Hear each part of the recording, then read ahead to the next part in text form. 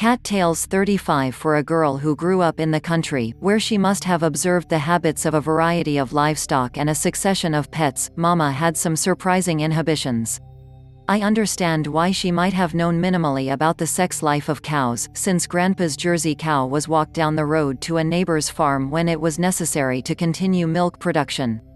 It is more difficult to comprehend why Mama sometimes professed not to know whether our cats were toms or tabbies. Perhaps her strong sense of privacy extended to felines, such that the indignities of inspection were not to be inflicted upon them. Another possibility is that she loved to create a humorous mystery. When I was about 6 and my parents settled in as publishers, editors, reporters of a small weekly newspaper in northern Oklahoma, a special pair of kittens entered our lives. These purebred Persians had such long, thick fur that it hid all overt evidence of sexuality. The generous donor of these feline beauties admitted only that one was male and the other female.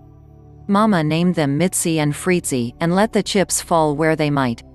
Dad merely nodded, accepting her name choices without offering any help with gender identification, despite being the son of a veterinarian. In any case, both cats were supposedly fixed, which made the names a moot point for the time being. That soon proved to be a myth.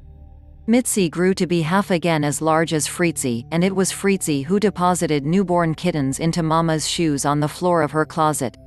Mitzi was such a tom about town that the entire neighborhood soon knew his real gender. He also made a reputation for himself by climbing high into trees, where he would remain, howling, too scared to climb down. Once, he howled and yowled for 3 days and nights from the top of a cottonwood tree just outside our next-door neighbor's bedroom window. I spent most of those days beneath the tree, alternately calling to Mitzi and crying.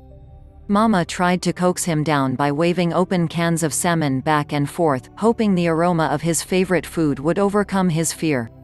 Dad tried to reach him by ladder and failed.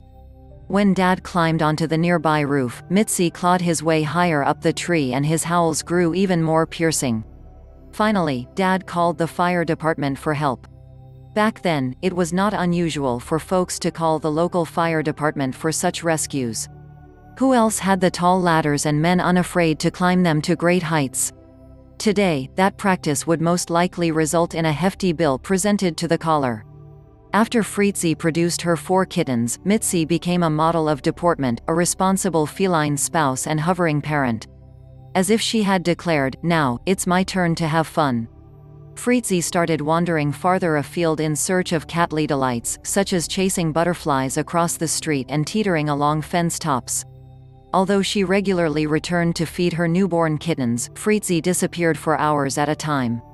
Mitzi took over like a veteran kitty sitter, and the kittens soon deferred to his benign authority. They loved to climb on and over him, tumbling around on him in play and nipping at his tail with their milk teeth, and to nap on top of his stretched-out body. He tolerated their antics with dignified patience. Mitzi was fond of lounging in a canvas-slung folding chair on our front porch. He would jump into it and stretch out his big frame. The kittens quickly learned to scramble up the wooden framework to join him. There, he would thoroughly wash himself and then each kitten in turn. Often, by the time he had licked 3 kittens to his satisfaction, his tongue would have lost its spit, as Mama said. His eyes would droop, and soon he would be fast asleep, with 3 napping kittens sprawled across his back and the unwashed 4th asleep between his paws. When the kittens were old enough to scramble down our front steps to play on the sidewalk and test the grass, Mitzi hovered around them like a nervous mother letting her children cross the street for the first time. Once, as the little troop frolicked on the lawn, Mitzi spied a bulldog coming down the street. When the dog spotted the kittens, it speeded up on its short legs. Mitzi rushed to grab the kittens by the scruffs of their necks and tossed them up the front steps to the porch. By then, the bulldog was running toward our house. Mitzi herded his young to the front screen door, startling them into alarmed hysterics that sent them clawing up the screen as far as they could go. Then he turned to face the canine menace. Mitzi weighed almost 16 pounds. With his long fur standing up in alert mode, he looked almost as big as the bulldog and was twice as fast with his curved claws. Launching himself off the porch like a missile and growling his fiercest, he landed on the dog's head with a quick slash of claws across the face that sent the dog running back to the street, shrieking and squealing. Never relaxing his attack, Mitzi was a whirlwind of claws and teeth atop the panicked dog. Finally, he jumped off the dog, and with a few more swipes with his razor claws, he chased the bulldog down the block. Satisfied, Mitzi sat down in the middle of the street to wash himself free of canine smell, while the bulldog continued running and yelping down the street. Meanwhile, the animal commotion and my own shrieks brought Mama out. As she flung open the screen door, all the kittens scrambled higher and draped themselves over the top edge of the door frame. Being only 5 feet tall, Mama could not quite reach them from front or back, nor did she dare close the door on kitten paws and tails. All 4 meowed loudly in distress, turning themselves around and around as they clung to their precarious perch. When she could be heard over my yells, Mama told me to hold the door open while she ran to get a ladder. It took some time for Mama to get each kitten to let go and be lifted to safety. A cat under rescue digs its claws into the rescuer, and Mama was bloody before all were safe.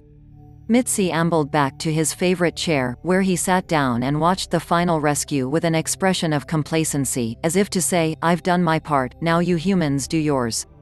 We never saw the bulldog on our side of the street again. We could not afford to keep 6 cats. Homes were found for the kittens, and Mitzi mourned and was bewildered as they vanished one by one. A few weeks later, Fritzi died. Mitzi acquired a new solemnity, often sitting for hours on Fritzi's grave in our back garden. He even stopped climbing trees. I started school that fall, and my parents worked long hours at the newspaper office. Mitzi must have felt lonely.